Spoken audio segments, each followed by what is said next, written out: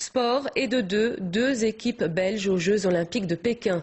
L'équipe nationale de hockey rejoindra les espoirs de football en Chine.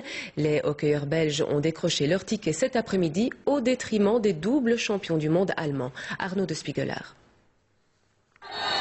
Belgique-Allemagne, 3 partout. Il reste exactement 10 secondes de jeu.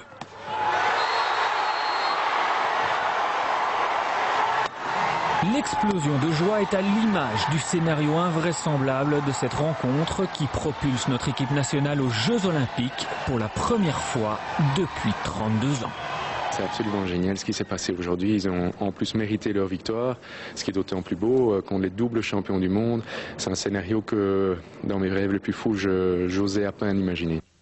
D'autant que nos diables sont malmenés. Un but en combinaison sur coup franc avant la pause. Un second juste après, grâce à une contre-attaque individuelle rondement menée. L'Allemagne est sur le velours, enfin c'est ce qu'on pense, mais... Je crois que justement ils ont du culot, ils jouent contre l'Allemagne comme s'ils jouaient contre n'importe qui. Un culot qui paye, penalty corner. Alexandre De Sadler place un slip à ras de sol imparable. La Belgique se relance dans la partie.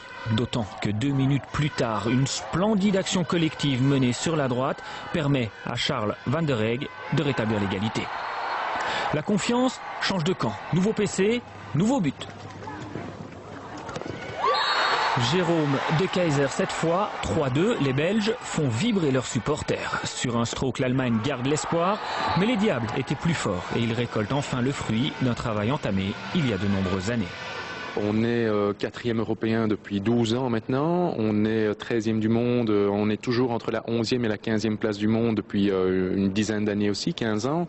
Donc on est vraiment à un très bon niveau en termes de résultats. Cette médaille de bronze européenne est également une première pour nos hockeyeurs. Qualifier cet exploit de phénoménal pour des sportifs amateurs, c'est un euphémisme.